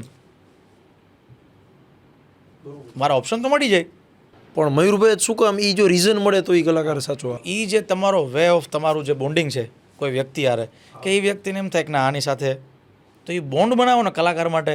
એટલે હું કલાકારોને એ સલાહ આપું કે તમે તમારા અને હું એમ નહીં કહું કે અમારા ક્લાયન્ટ, શ્રોતાગણ, ચાહકો, ઓર્ગેનાઇઝરો જે પણ, હા, ઈ અમારા વર્ક પીપલ, આપણી અત્યારની ભાષામાં વર્ક પીપલ, તો એની સાથે તમે બોન્ડ બનાવો. રિલેશન તો 100%, પણ એક ઇમોશનલ બોન્ડ બનાવો. એ એક એબિલિટી હોવી જોઈએ માણસમાં, રિલેશન કેળવવાની. બીજું કે રિલેશન કેળવવાની તમારામાં કંઈક જાતું કરવાની ભાવના હોવી જોઈએ, કંઈક ખર્ચાઈ જવાની ભાવના હોય. ખર્ચાઈ જવું મીન્સ કે ભાઈ તમે અમુક સંબંધમાં હિસાબ ન હોય. મેઇન વસ્તુ એક તો કલા શીખવી, પૂરેપૂરું એનું નોલેજ લઈ લેવું. બીજું એક મોટામાં મોટી વાત કે અધૂરા ટાઈમે જો તમે માર્કેટમાં એસ્ટાબ્લિશ થયા અધૂરા ટાઈમે, તો તમે નહીં ઉપર જાઓ કે તમે નહીં નીચે આવો, તમે લટકી રહેશો. એના કરતાં 1 વર્ષ ડિલે કરાય, પાછળથી કરો તમે, થોડોક તમારો સમય થોડોક લેન્ધી હાલે. પણ આજે મયુરભાઈ આધા અધૂરા કે આમ તૂટેલા ભાંગેલા આરે 2-4 રીલ મૂકી દીધી, અને જો લોકોએ તમને પહેલી વારમાં ઉપાડ લીધા તો તમારા નસીબ, પણ રિજેક્શન આવતા ગયા તો તમારે ઇમ્પ્રૂવ કરતાં એની પાછળ બીજા 5 વર્ષ કરવા પડે. મારી પર્સનલી વાત કરું, મારી લાઈફમાં એક એવો સમય હતો કે હું આમ બ્લેન્ક થઈ ગયો હતો કે મારે હવે સંગીત લાઈનમાં આગળ જવું કે હું ડિપ્લોમા ઇલેક્ટ્રિકલ એન્જિનિયરિંગ કરું છું તો એમાં જાઉં આગળ. હું પોતે ડિપ્લોમા ઇલેક્ટ્રિકલ એન્જિનિયર સ્ટડી કરતો હતો નોબલમાં જુનાગઢ, અને 2.5 વર્ષ ભણ્યા પછી મને એમ થયું કે હું આ રોંગ લાઇનમાં ઊભો છું. આ હું જે ક્યુમાં ઊભો છું આ ક્યુ મારા માટે નથી, અથવા તો હું આ ક્યુનો નથી, તો હું આ શું કરું છું? મને 2.5 વર્ષે એવો વિચાર આવ્યો. એટલી બધી કેટી ભેગી થઈ ગઈ હતી, એટલા બધા બ્લેક લોક ભેગા થઈ ગયા હતા, તો હું વિચાર કરું કે હું કાંઈક ખૂટે છે. તો તમારું જે ગોલ હોય એ એક સમયે તમારી અંદર કોઈક એવો અવાજ આવે કે ઈશ્વર આમ આકાશવાણી થાય, તો આકાશવાણી અંદરથી જ થાય. ખરેખર કોઈ આવીને તમને કહેવાનો હોય કે મયુરભાઈ તું અહીંથી વયો જાય ને આ કર નાખ, તમારી આત્મા જ તમને જવાબ આપે. તો મને 2.5 વર્ષ મેં એમ આપ્યા પછી મને એમ થયું કે હું આ ક્યુમાં નથી, હું આ ખોટી જગ્યાએ ઊભો છું. પણ યંગસ્ટર્સને જે લાગે છે કે ઓવરનાઇટ હું સફળ થઈ જાઉં, તો એ વસ્તુ આ લાઈનમાં શક્ય નથી. ઓવરનાઇટ સફળ થવામાં ઓવરડે તમે પાછા નીચે આવી જાઓ. એગ્રી.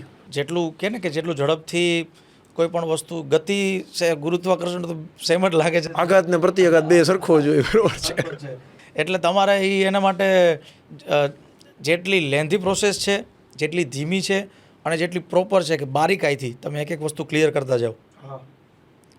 હું હજી નથી કરતો, હું કહું છું ખાલી, આ બી ફેક્ટ છે. પણ છતાંય એટલી ખબર છે મને કે આ વસ્તુ હોવી ખૂબ જરૂરી છે. એટલે આપણે કાચબાની ને સસલાની વાર્તા બધા સાંભળી જ છે. તો એ ગુણ લેવાનો છે કે તમે ધીમા હાલો પણ પ્રોપર વે ઉપર હાલો. તમે ભલે ધીમે હાલો છો પણ વે તમારો પ્રોપર હોવો જોઈએ. તમે 10 વર્ષ પણ હું ત્યાં પહોંચીશ ખરા. મને 2017-16 પછી મને ખબર હતી કે હું જે લાઈનમાં છું. મેં માતંગભાઈ શરૂઆત કરી હતી ભજન લાઈનથી, પ્યોર ભજનથી, ભજન સંતવાણી લાઈનથી મેં મારી શરૂઆત કરી. એમાંથી ધીમે ધીમે મેં મારી જાતને એબલ કરી. ધીમે ધીમે મેં કીધું કે આપણે બધા ઝોનમાં, સંગીતમાં ઘણા ઝોન છે, ગઝલ છે, સૂફી છે, ડાયરો છે, ગરબા છે. તો એમ કરતાં કરતાં 2020 સુધીમાં મેં મારી જાતને બધા ઝોન માટે આમ થોડી પ્રિપેર કરી લીધી કે ના હવે હું ગરબાનો પ્રોગ્રામ હોય તો હું ગરબાના પ્રોગ્રામ માટે પ્રોપર મેં મારી જાતને બનાવી લીધી છે. ડાયરો હોય તો હું ગાઈ શકું છું, સૂફી હોય, ગઝલ હોય. તો એ વસ્તુ આમ એક ઝાટકે એમ નહીં કે ભાઈ આજે હું ભજન ગાતો હતો ને કાલે સીધો હું ગરબા ગાવા માંડું. અત્યારે કલાકારને એ પણ જોવાનું છે કે તમે જે ઝોનમાં ગાઓ છો, તમે જે પણ ઝોનમાં ગાઓ છો એને 100% તમે ન્યાય આપો. વાત લાંબી થઈ ગઈ છે હવે. ના કોઈ વાંધો નહીં. કેટલી વાર એવું થતું હોય કે વર્ટિકલ ગ્રોથ ન મળે, ટૂંકમાં બધુંય કરવામાં ઓના જેવું છે ને, સામાન્ય સમજાવું કે 10 ફૂટનો કૂવો એક કરવા કરતાં પહેલાં એક 100 ફૂટનો કરી લેવાય. પછી ભલે તમારી પાસે હજી ટેલેન્ટ છે, શક્તિ છે, તો બીજું એક્સપ્લોર આપણે કરીએ. એટલે મેં મારી લાઈફના સૌથી મેક્સિમમ વર્ષો ભજનમાં દીધા છે, ભજનમાં અને સારું સાંભળવામાં. આ કદાચ પાયો છે, બહુ ઓછા લોકોને આ વસ્તુ નોલેજમાં હોય છે ને. શ્રોતા તમે જેવું સાંભળો ને એવું તમે ગાઈ શકો. અમારામાં કહેવત છે કાનસેન બને નહીં તાનસેન બને. બરોબર. કાનસેન બને તાનસેન બને. એટલે જેવું તમે સાંભળો, જેવું તમે ગેઇન કરો. હવે હું સાંભળતો હોય એવું મ્યુઝિક કે જેનો કાંઈ અર્થ નથી તો હું એવું જ ગાઈશ. પણ હું કોઈ એવી લેજેન્ડરી વ્યક્તિઓને સાંભળીશ કે જેમાંથી મને નાની નાની વસ્તુ મળે છે કે આ મારા મ્યુઝિકમાં, આ મારી ગાયકીમાં નીડ્સ ટુ ચેન્જ. તો એ મને ઇમ્પ્રૂવ કરવામાં બહુ કામ આવશે. તો 100% નવા ગાયકો એ એક ધ્યાન રાખવાનું કે કયા ઝોનમાં તમારે ગાવું છે. એ ઝોનના તમે કલાકારો સાંભળો, એના જીવન ચરિત્રો, તમે એનો અભ્યાસ લો પૂરેપૂરો. એસ્ટાબ્લિશ થવાની તમે બહુ ઉતાવળ ન કરો. સમાજ તમે જ્યારે તમારી જાત ઇમ્પ્રૂવ થઈ જશે, તમારી જાત બની જશે એના માટે, એટલે ઓટોમેટિક છે ને માતંગભાઈને દુનિયા ગોતતી આવશે કે ભાઈ માતંગભાઈ તમે, તો કે હા માતંગભાઈ તમારું એક કામ છે. શું કામ? કે માતંગભાઈએ પોતાની જાતને એના માટે કેળવી લીધી છે. ત્યારે માતંગભાઈને બહાર જવાની જરૂર નહીં પડે. પછી એક કાલનો જ એક દાખલો, કાલ કે પરમ દિવસે કોઈ વ્યક્તિ મને એક વાત કરી હતી કે લોકોને તમે કીધું ને ઓવરનાઇટ સફળતા, મને યાદ નથી આવતું કોણે કીધું હતું, કોકે કીધું હતું મને કાલે કે પરમદી જ કે ફલાણા વ્યક્તિ છે એને પ્લેટફોર્મ જોયો છે, ફલાણા વ્યક્તિને પ્લેટફોર્મ જોયો છે, ગાય છે સારું, પ્લેટફોર્મ એને આપી દીધું કોઈ વ્યક્તિ થ્રુ, કોઈના રેફરન્સ થ્રુ. એ કદાચ એબલ નહીં હોય પણ એવો રેફરન્સ સ્ટ્રોંગ છે કે ભાઈ એના કહેવાથી એની જગ્યાએ પરફોર્મ કરવા મળ્યું. ઓકે, એકવાર મળ્યું, 2 વાર મળ્યું, કેટલી વાર મળશે? સાચી વાત છે તમારી. આજે કોઈ મને એમ કહે મયુરભાઈ તમારે બોલિવૂડમાં ગાવાનું છે, પણ હું બોલિવૂડ ગાવા માટે એબલ નથી, પણ મેં મારા સ્ટ્રોંગ રેફરન્સ લગાડ્યા અને એવા લોકોના ફોન કરાવ્યા કે ભાઈ એક બોલિવૂડમાં મારે સોંગ ગાવું છે, એક પરફોર્મ કરવું છે. ઓકે, એકવાર રિલેશન બેઝ થ્રુ કોઈ પણ વસ્તુ થઈ જાય પછી બીજી વાળી વ્યક્તિ મને સામેથી કોન્ટેક્ટ કરશે ખરો? હા, સરસ. તમે ક્રિકેટ જેવી વાત કરી, તમારે લાગવગથી કે કોન્ટેક્ટ થ્રુ તમે એકવાર ટીમમાં 11 તમે આવી જશો, પણ તમે સેન્ચુરી મારતા જ નથી, તમારું પ્લેઇંગ છે જ નહીં, તમે કન્સિસ્ટન્ટ રહેશો જ નહીં ટીમમાં.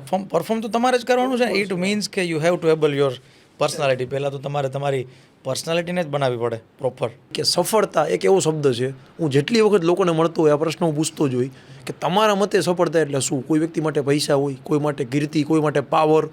તો જ્યારે મયુરભાઈ દવેને મળવાનો આજ મોકો મળ્યો છે, તો તમને જ્યારે આ પ્રશ્ન પૂછું કે મયુરભાઈ સફળતા એટલે શું, what is success in your life, તો એનો જવાબ તમે શું હોઈ શકે? આઈ થિંક સક્સેસની વ્યાખ્યા બધા માટે અલગ હોય છે. હજી હું એ વ્યાખ્યા ગોતી નથી શીખો, કારણ કે હું પણ જર્નીમાં છું. પણ એક વસ્તુ છે કે તમે તમારું ફેમિલી બેલેન્સ કરી શકો, પ્લસ સમાજમાં એક તમારી સારી ઇમેજ હોય. આ બધાય કરતાં પણ મોટી વાત કે તમારા ઉપર કોઈ ગુરુજનો, કોઈ સંતો, કોઈ ઈશ્વરના તમને આશીર્વાદ મળે અને તમને સારા લોકોની વચ્ચે રહેવા મળે. હંમેશા નેગેટિવ લોકો વચ્ચે નહીં. તમે સારા લોકોની વચ્ચે રહેવા મળે. કારણ કે તમે જોજો સફળ વ્યક્તિઓ હોય ને, જેટલા પણ સફળ વ્યક્તિઓ, તમે એની આજુબાજુનું વાતાવરણ જોજો. તમે કદાચ એના ગ્રુપમાં કે એની ઓફિસે બેસવા જાઓ ને તોય તમને એમ લાગે કે નહીં, ઓલું કહે ને કે જેવા વાતાવરણમાં તમે બેસો ને એવું બિહેવિયર તમારામાં આવે. એટલે આ સફળતાની ચાવી પણ છે. અને સફળતા મળ્યા પછી આ પણ બહુ મહત્ત્વની વસ્તુ છે. એટલે અત્યારના સમયમાં, અત્યારની હાલની વાત કરું તો, એક તો મોટામાં મોટી સફળતા કે તમે ગમે એટલા લાંબા આ લાઈનમાં તમે જાઓ, એક તમારી તંદુરસ્તી. શરીર હોય તો તમે જગ જીતી જાઓ. બીજું, હા, પહેલું સુખ તે જાતે ન જ્યાં. બીજું, એક સુખી અને આનંદમય પરિવાર,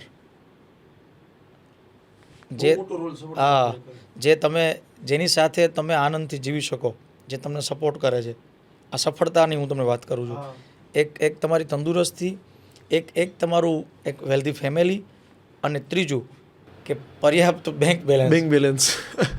અને સારા લોકોની વચ્ચે રહેવા મળે એ તમારી સફળતા છે. કારણ કે સારા લોકો વચ્ચે રહેવું એ એટલું સહેલું નથી. કારણ કે લોકોના એથિક્સ સારા તમારે રહેવાનું છે.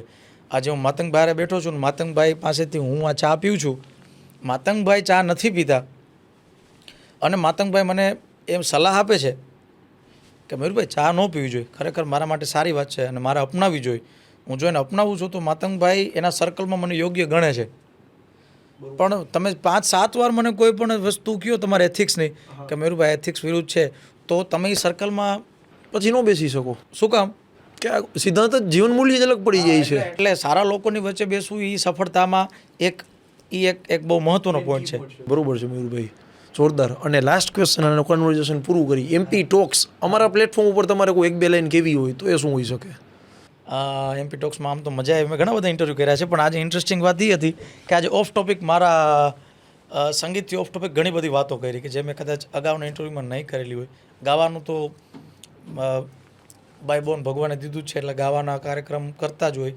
સંગીતની જીવનયાત્રા પણ ઘણા મેં એમના 3-4 આઈ થિંક મેં ઇન્ટરવ્યૂ આપેલા છે. પણ આજે MP ટોક્સમાં માતંગભાઈ સ્પેશિયલી તમારે યારે મને એક મજા આવી કે તમારા સવાલો બધા એટલા પ્રોપર છે અને બિહાફ કે તમારી આ જે ટીમ છે આખી એટલી બધી પ્રોપર બધા રિસ્પેક્ટિવલી છે બધા. અને તમારી ટીમનો પણ ખૂબ ખૂબ આભાર, એક મેમ્બરનો તમારો પણ ખૂબ ખૂબ આભાર કે આજે અહીં આવવા મળ્યું અને તમારી સાથે આમ કહેવાય ને કે એક વેલ્ધી કોન્વર્સેશન થયું, એના માટે ખૂબ ખૂબ આભાર.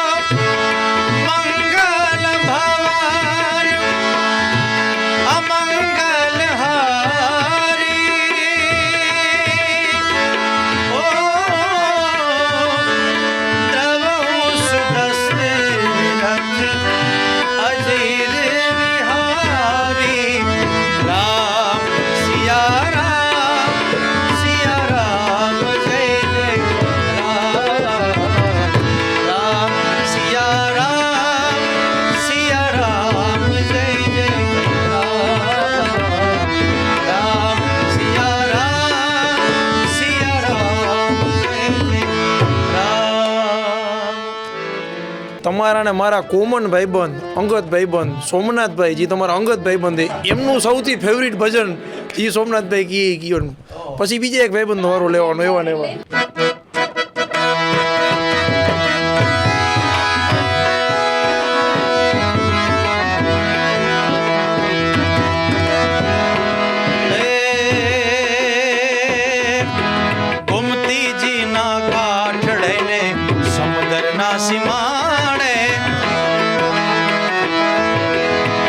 નગરી રૂડી શોભતી જ્યાં વાલો મારું બિરાજે.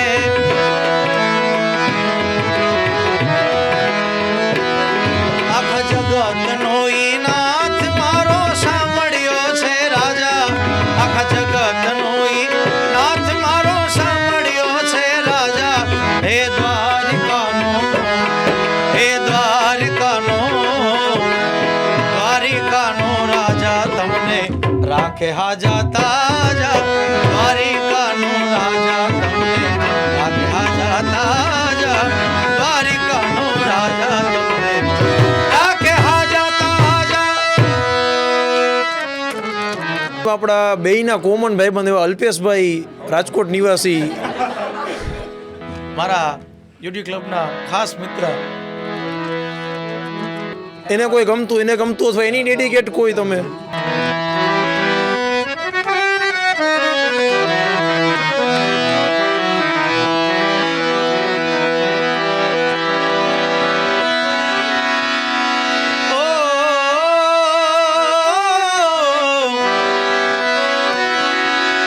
વૃંદાવનની વાટમાં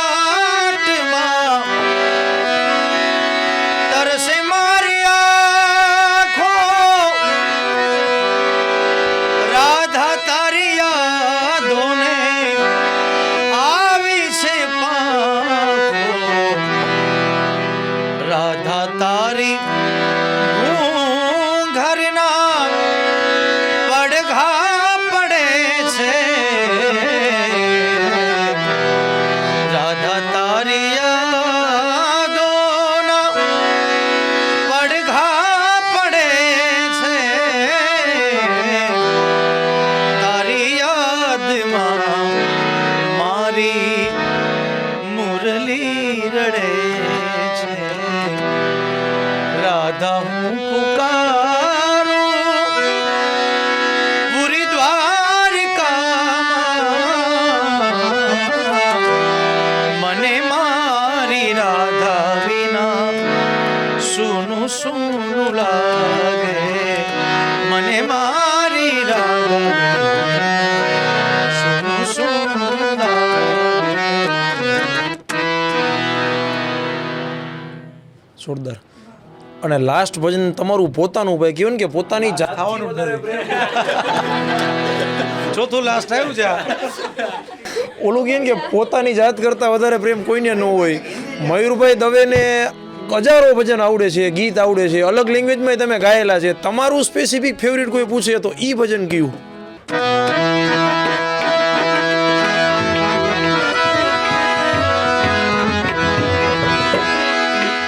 મથુરાના રાજા ત્યાં છો